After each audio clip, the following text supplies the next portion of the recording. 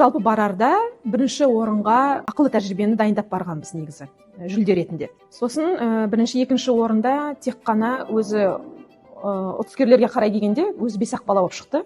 Сондықтан біз 2 командаға да ақылы тәжірибе ұсындық.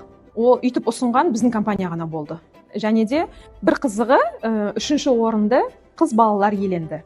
Олар бірақ электрикал механикаға жақындау екен олар. Біздің холдингтің ішінде WireTech деген компания ашылып жатыр қазіргі таңда. Олар біздің машиналардың электрикалық жүйесімен ғана айналысады. Соны жасаумен, нөлден бастап таза продукцияға дейін. Соның басшысымен келсе отырып, екеуміз сол бір топ, 3-ші орын алған топ қыздарға біз сол WireTech компаниясында тәжірибе ұсынып отырмыз. Өзім инжинирингтағы әйел болғандықтан кейін, инжинирингтағы жүрген қыздарға бір үлесім деп санадым соны.